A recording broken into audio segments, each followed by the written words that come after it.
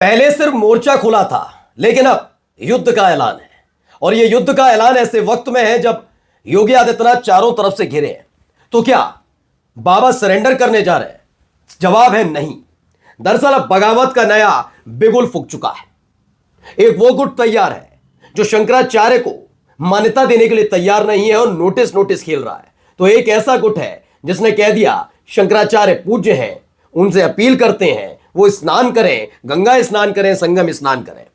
यानी सबसे कमजोर स्तर पर इस समय बाबा खड़े हैं, फिर भी उनके गुट के लोगों ने अब मोर्चा खोला है। आज आपको केशव प्रसाद मौर्य और योगी आदित्यनाथ का शंकराचार्य को दिया गया बयान नहीं दिखाऊंगा, बल्कि आज आपको दिखाऊंगा कि कैसे बाबा गुट के लोगों ने भारतीय जनता पार्टी के उन नेताओं के खिलाफ मोर्चा खोला है जिन्हें खास तौर पर दिल्ली से मोदी शाह ने भेजा था, इस मकसद के साथ कि नेतृत्व परिवर्तन उत्तर प्रदेश में करके दिखाइए। तो क्या अब ये आज आर पार की लड़ाई का ऐलान हो चुका है? बैठकों से अनदेखी की जा रही है, लोगों को भुलाया जा रहा है, आपको निमंत्रण दिया जाता है फिर भी उस निमंत्रण को ठुकरा देते हैं, लात मार देते हैं और सीधे पहुंच जाते हैं अपने गुट के नेता के पास। बहुत सारी खबरें आज आपको दिखाने जा रहा हूं। बगावत इस समय सबसे ज्यादा चरम पर है। तो क्या मान लिया जाए कि 1 फरवरी से पहले ही कुछ होने जा रहा है? नमस्कार, मैं हूं प्रज्वल गौतम और आप देख रहे हैं न्यूज सर्किल। पहले मैं प्रदेश अध्यक्ष पद के उस पर आता हूं। ब्राह्मण विधायक वाली बैठक पता ही है, उसके बाद पंकज चौधरी का बयान याद ही है, ब्राह्मणों में नाराजगी है ही है, तमाम चीजें हैं। लेकिन पंकज चौधरी कौन? पंकज चौधरी कैसे बने प्रदेश अध्यक्ष? उसकी एक कहानी हम पहले भी बता चुके हैं, पहले उस पर ही आते हैं। दरअसल खबर यह थी कि लंबे समय से तलाश चल रही थी कौन बनेगा बीजेपी का उत्तर प्रदेश में प्रदेश अध्यक्ष। चर्चा यह भी हुई कि योगी से भी पूछा गया, उन्होंने कहा किसी कुर्मी को बनाइए। कुर्मी नाम सुनते ही परिक्रमा करने लग गए थे योगी सरकार के एक मंत्री योगी आदित्यनाथ की। इस बात ना मंत्रालय छोड़ दिया था, यह तक खबर थी कि वो महीनों महीनों अपने मंत्रालय नहीं जाते थे, बल्कि योगी आदित्यनाथ की परिक्रमा करते नजर आते थे। नाम स्वतंत्र देव सिंह। उम्मीद पूरी थी योगी का पलड़ा भारी है, न चाहते हुए भी बीजेपी के संगठन की कमान उन्हें ही मिलेगी। नाम का ऐलान हुआ, बने कुर्मी ही, लेकिन एक ऐसे व्यक्ति जो एक तो कुर्मी थे, ऊपर से उनका योगी आदित्यनाथ से 36 का आंकड़ा, नाम पंकज चौधरी। यहां से मामला अब आगे बढ़ता है। खबर यह थी कि स्वतंत्र देव सिंह इस बात को लेकर नाराज नजर आए कि सब कुछ मुफीद होने के बाद उनके नाम का ऐलान क्यों नहीं हुआ।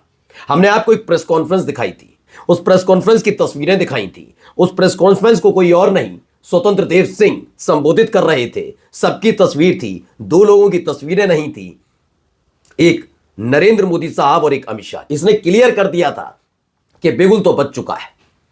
और कार्यक्रम भी क्या था? एक महत्वाकांक्षी योजना मनरेगा का नाम बदलकर जो नाम बदला गया और उसका गुणगान करना था।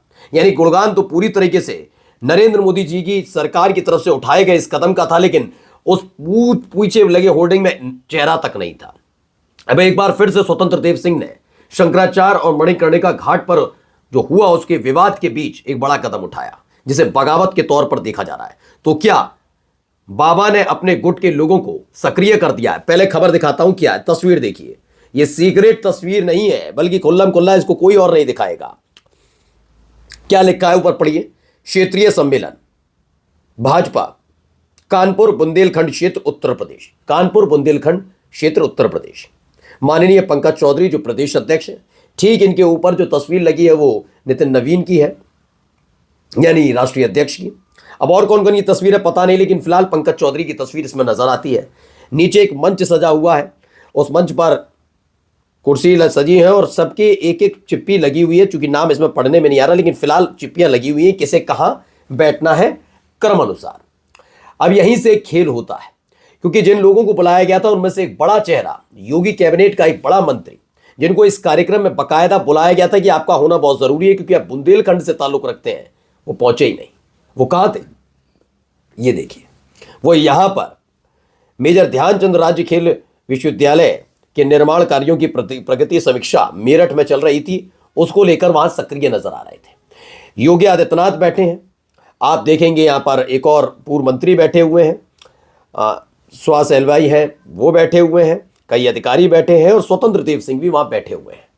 स्वतंत्र देव सिंह जिन्हें उस कार्यक्रम में होना चाहिए था जहां पंकज चौधरी ने उन्हें बुलाया, उनके क्षेत्र में जाकर यह कार्यक्रम हो रहा है, उनके क्षेत्र के बारे में बातचीत की जानी है, लेकिन उन्होंने ये जरूरी नहीं समझा, निमंत्रण मिलने के बावजूद भी यह कहा गया। अब इस सब को लेकर खबर क्या है जरा देखिए। खबर यह है, आखिर स्वतंत्र देव सिंह ने किसके इशारे पर संगठन की बैठक छोड़ी। पहले भी आपको याद होगा, संगठन बढ़िया सरकार वाला विवाद पिछले साल शुरू हुआ था, उस पर मिट्टी डालने की या पानी डालने की कोशिश हुई, लेकिन वो खत्म नहीं हुआ।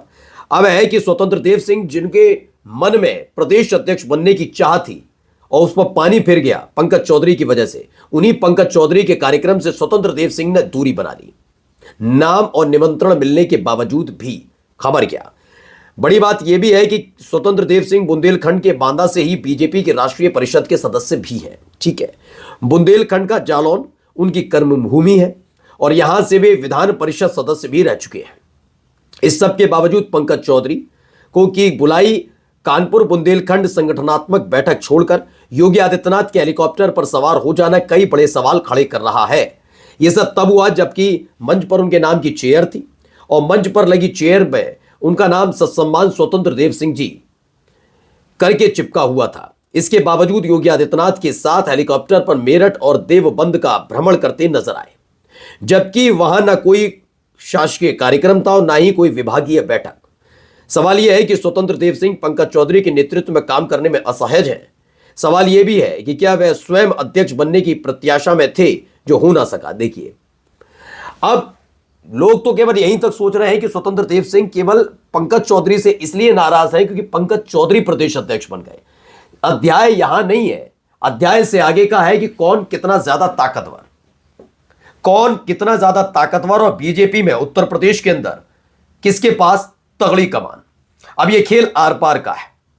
मैंने पहले भी बताया, जब माघ मेले की शुरुआत हुई तभी बाबाओं ने वहां ऐलान किया योगी आदित्यनाथ के प्रधानमंत्री बनने का, और उसके बाद से ही टाइमिंग देखिए, मणिकर्णिका घाट जिसे लेकर खुद बाबा असहज है कि हां भाई बात तो सही है कि वहां कुछ तो हुआ है, एआई कहने से कुछ नहीं होगा, एफआईआर दर्ज करने से कुछ नहीं होगा।